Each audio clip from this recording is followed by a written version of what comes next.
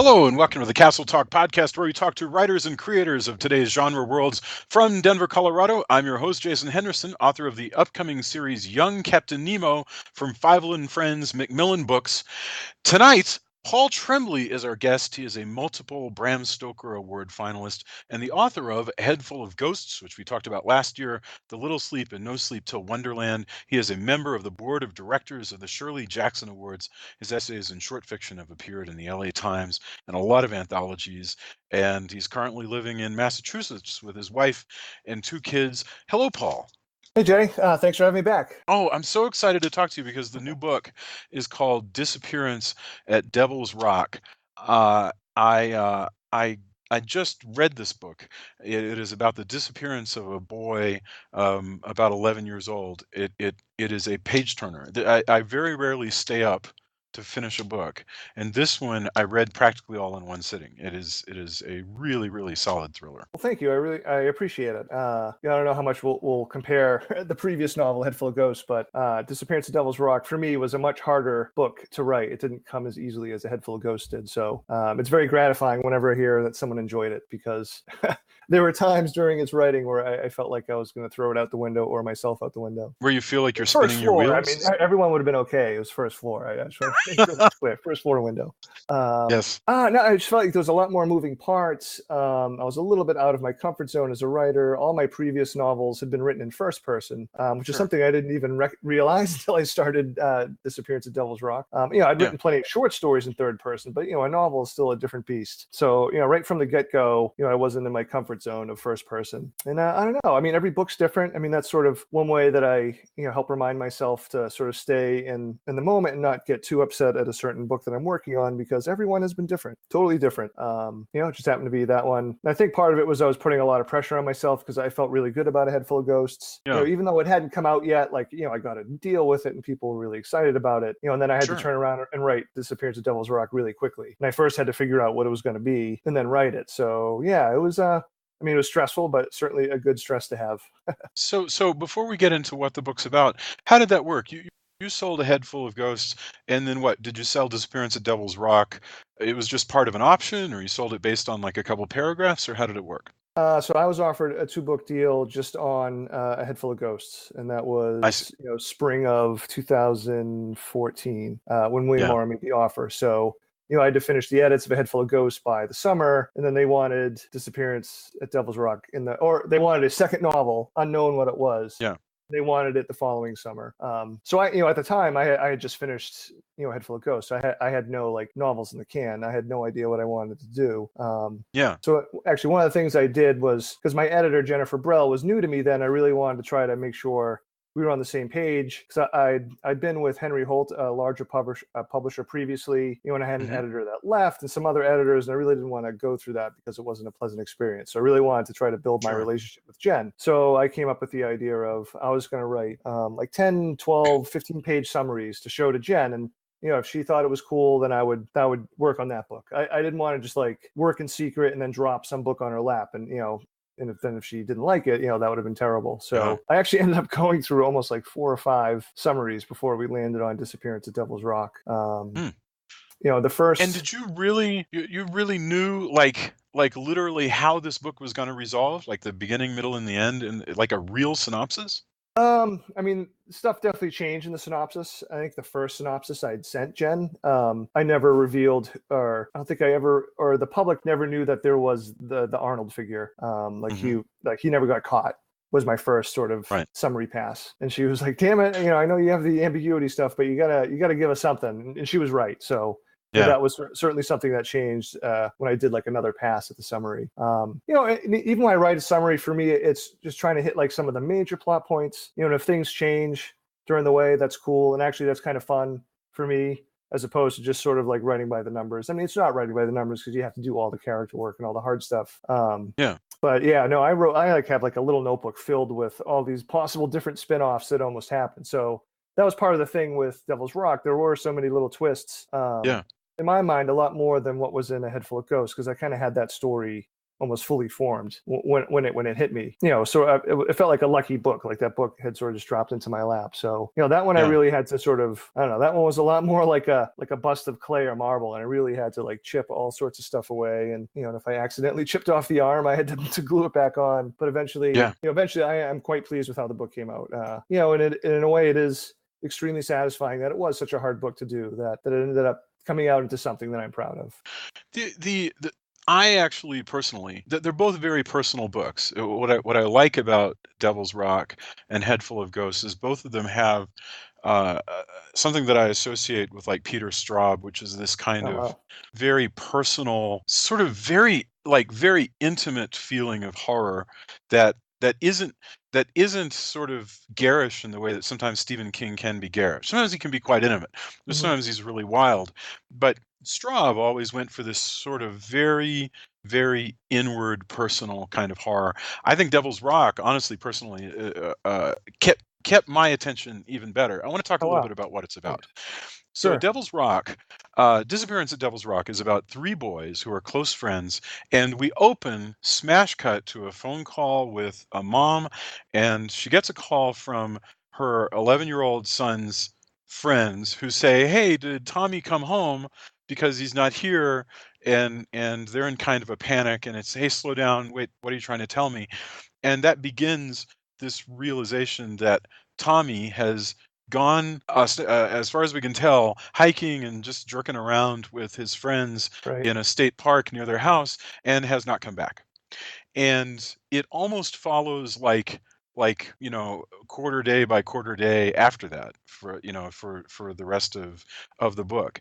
Was this a personal, like, how did you land on this story? Was this a personal sort of nightmare of yours, or what was that? Yeah, I mean, so with the other summaries that I tried for books, I was getting frustrated. Now it was like August, and I really did set a goal of trying to start Devil's Rock before I went back to school to teach. So this wasn't like, I didn't get the whole story this day, but I do remember I went outside of my house just looking for a new vantage point. I crawled up into the woods behind my house, which sounds kind of creepy, but I was visible. I wasn't like creeping on people. Sure. Just to get like a different vantage point. So I sat up, elevated in the woods and with a notebook. And so first, like one thing, or just being in the woods, made me think about Borderland State Park, which obviously became a big part of the novel. It's one of my favorite places to go. I usually go at least, depending on the time of year, I'm there once or twice a week, either walking the dog or just it's a walking completely myself. Believable place. Yeah. Even though I kind of assumed that it didn't exist, but there's no reason to think that it wouldn't exist. Oh yeah, no, it's a real place. And I mean, I might have fudged some of how close or how far away some things were, but Split Rock's a real rock. That was actually once I decided on the book, I found myself going to Split Rock a lot, taking pictures and just looking around. And I don't know, and I since I had to write a horror novel, I said, all right, what terrifies me, or what's something that's super scary to me? And having a child or a young teen go missing is obviously a huge fear that all parents sort of deal with. Absolutely. So that was my very broad jumping off point into the book.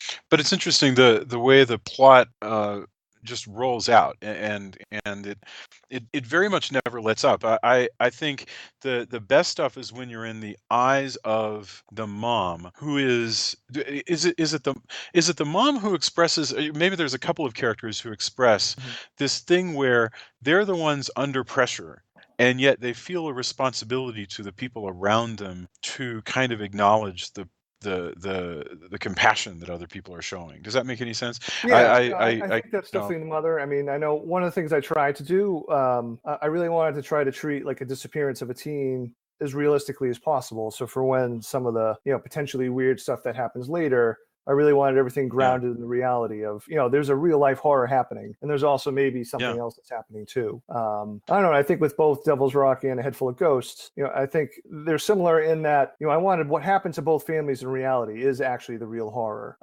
And the possible supernatural element is maybe something that lingers with you, that sticks with you. That's really interesting. Yeah, because in Head Full of Ghosts, the real horror that happens to people every day is what happens when a family member goes insane, and or gets deathly ill to the point that it's a danger to everybody, and then you layer that's what's so much like The Exorcist. You layer this horror on top of it, and here it's what if your kid disappeared. The best stuff. Okay, So without getting into spoilers too Okay. much, Yep. but I do want to talk a little bit about Arnold, because I think Sure. to a listener, this is one of the things that is most interesting. And so it's probably the first big surprise of the book, and that is that she finds out, for various reasons, the mom is investigating and getting information about what her son was up to with his friends, and they're typical sort of goofy 11-year-olds. And I want to ask you about how you captured the way 11-year-olds are.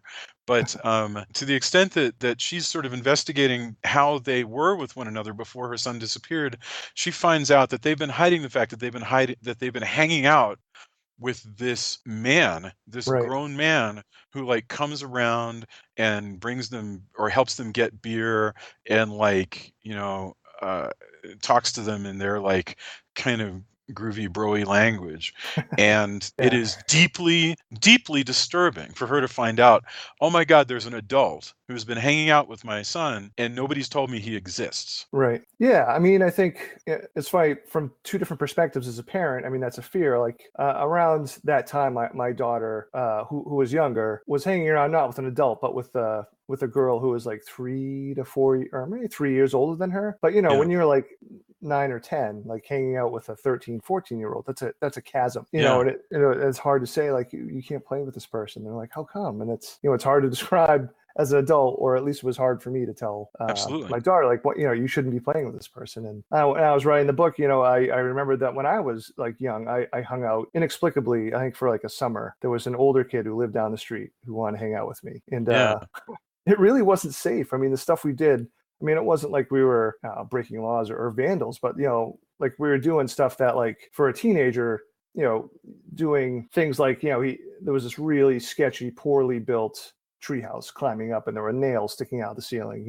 Sure. For teenagers, that's like a cool danger. But for me as like a 8 or 9-year-old playing with this 14, 15-year-old doing that, it's just wasn't right. And I knew my parents must have been feeling the same thing I was feeling. Like, they didn't want to say no because I was so happy that I had the attention of this older person. Yeah. But at the same time, they knew, I probably shouldn't be doing this. It's kind of, it's hard to say no, but at the same time, you really should as a parent. Yeah. I mean, which is sort of the parental state a lot of times. You probably should be doing one thing, but sometimes you let something else happen, or it happens without your knowledge, obviously. Well, and these kids really want approval.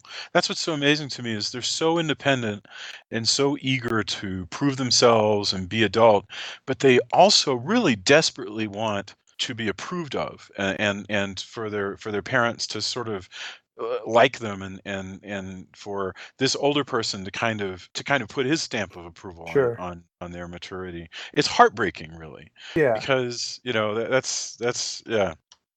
So for me, like going through the process of the book, a couple things I did was, one, I wanted to make sure that Tommy wasn't anything like my children, because Yeah. In A Head Full of Ghosts, I stole a lot from my kids from Mary. Mary is definitely like a combination, mainly my daughter and some of my son. And there was no way I was going to do that to myself with a book about a kid who goes missing. So I made sure the kid, Tommy is not like any of my kids. He's actually a lot like I was when I was a kid. But he looks just like a kid who lives down the street. So sorry, kid who lives down the street. I made you the kid that disappeared. Stephen King says that there's this whole idea that you say the thing that you're most afraid of and then it won't happen. So maybe you've pre-disastered that kid and everything will be fine.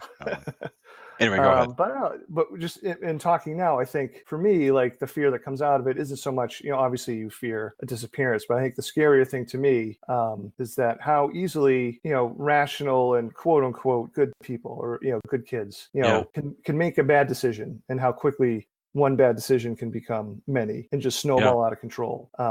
And it becomes at a certain point almost impossible to find like that tipping point. So I don't know. I think all horror at some point is this idea of loss of control. And in Devil's Rock, to me, it seems a lot more realistic. Like, when did this all spiral out of control? I think you can point to a few spots, but like, you'd like to think if you make one bad decision, it'd be easy to get out of it, but it's not.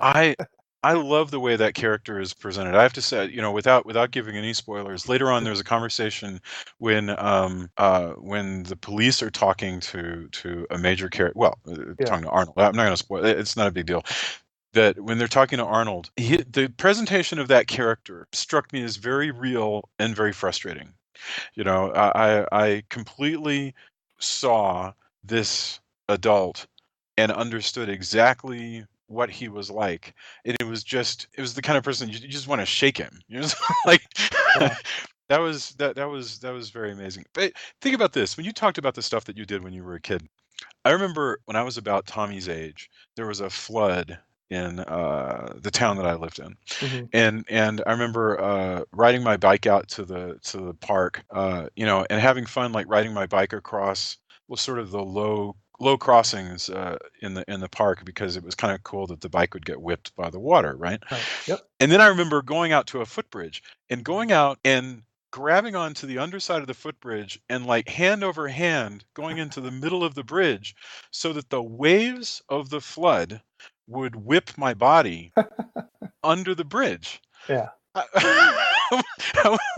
I was 11 years old, and let me tell you, this was a normal thing for a kid to do. This is a completely normal and thoroughly insane thing for a kid to do. I mean, I think adults say all the time, it's like, I can't believe I survived childhood, as a half joke, but as an educator, I've learned, and this information's out there. I don't think it's revolutionary information, but in teens, Jesus, is it in the frontal lobe? I think. The inhibition control is one of the last things that, especially in boys and teens, that matures. So that's why teen boys are stereotypically risk takers and do like crazy stuff like that, because they literally have an almost impossible time controlling that part of the brain that hasn't caught up with the rest of their brain. No, I mean, when I was a kid, I was, playing with fire. We had this, my brother and I played this game called Fireball, where we dip a tennis ball in gasoline and shoot it at light it on fire, and then shoot it at each other with hockey sticks. I mean, just totally like, what are you thinking? You're obviously not thinking.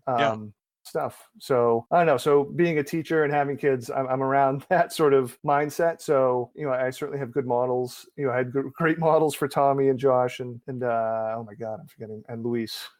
It's been a while since I wrote the book. I was lost. No, of course. The other thing I found very real was you just talk about the regular personalities of the boys as they're hanging out together. Because I usually used to travel with a pack of boys, and how Tommy, for instance, has a tendency to, like a light switch, go from being outward and jovial and so forth to suddenly being kind of brooding and inward, and his close friends just sort of abide that, just like they abide the weird personality quirks of all three of them. And I just thought that was, all this stuff is really, really well observed. These seem like very real people caught up in a really horrible situation. Have your kids read this book? They have not. My son isn't super into scary stuff. I mean, he's at an age where he definitely could read the stuff if he wants to. I won't push it on him.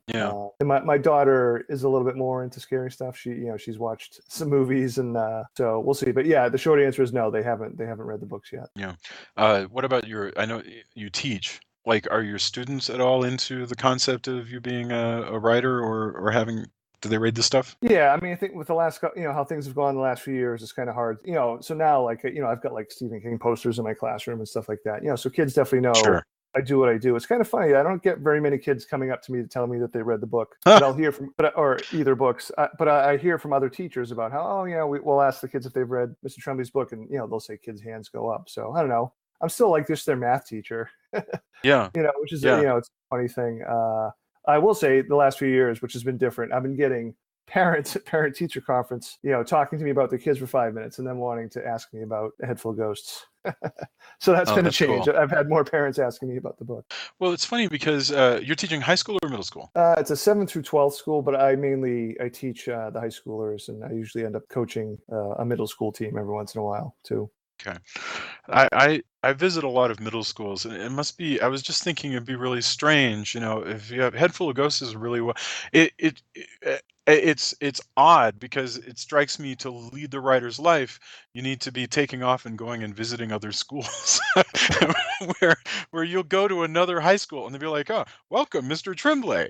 And then you go back to your own school and you're like, why are you late? Because you need to get into your classroom. I don't know. I mean, in low moments, I've said to math classes when they're just off the walls, like, you don't understand. There are people outside of the school that think I'm cool. Like, no, it's not true. That's wonderful. Yeah. Okay. Well, all right.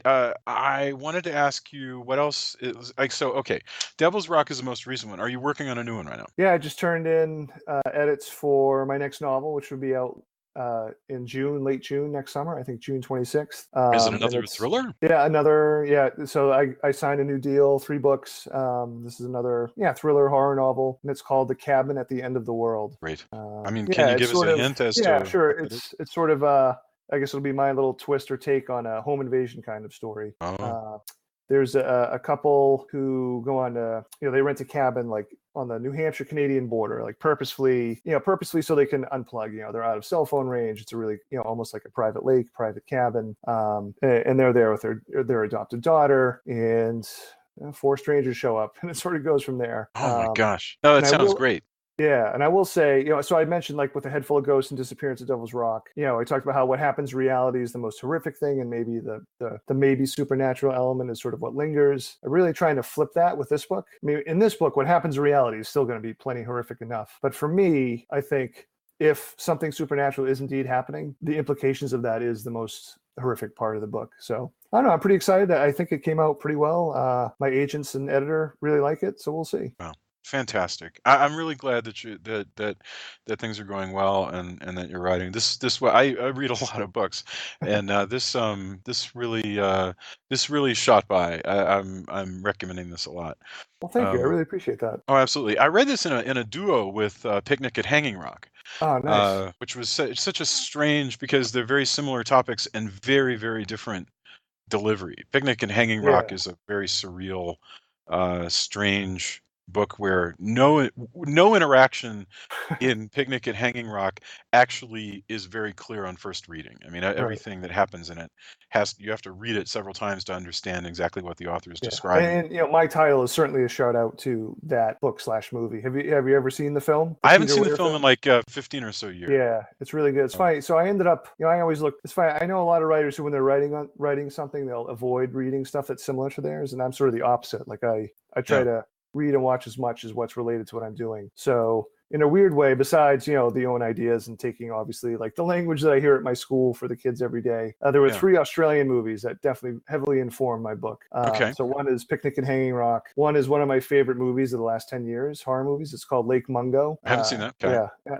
I could probably be accused of writing Lake Mungo fan fiction with the book in some ways. And then there's another movie called The Snowtown Murders. All 3 Australian movies, and I think if you were to see the movies, you could see like the different facets. Oh yeah, this is where That's wonderful. some inspiration came from. Yeah, that's the best way to like take inspiration for something, is to take inspiration from things that people haven't been watching in like 15 years, or that are like foreign, or whatever, anything that is at least 1 or 2 strange refractions removed, so that if you're gonna steal from something that is out of sight. right. No, I don't know. Yeah, I steal from. I don't know. For me, just those 3 movies were just like big deals. Like I've been proselytizing for Lake Mungo for years. I actually own 2 copies of the DVD, one to keep always in my possession, and one to lend to people to make them watch. So yeah, I don't know. For me, it's fun. It's just a way, especially in when you're working in a genre like horror. 'Cause I mean, I think anything within the genre is communicating with or at least in conversation with what's come before and come since. I think I do that obviously very overtly in A Head Full of Ghosts. But I definitely did it a little bit with Disappearance at Devil's Rock too. Yeah. Fantastic. Okay. Well, Paul Tremblay, the book is Disappearance at Devil's Rock. People can get it from William Morrow, and I hope they love it as much as I did. And I hope you have a fantastic evening. I'll talk to you soon. Thank you. I really appreciate it. Yeah, you too.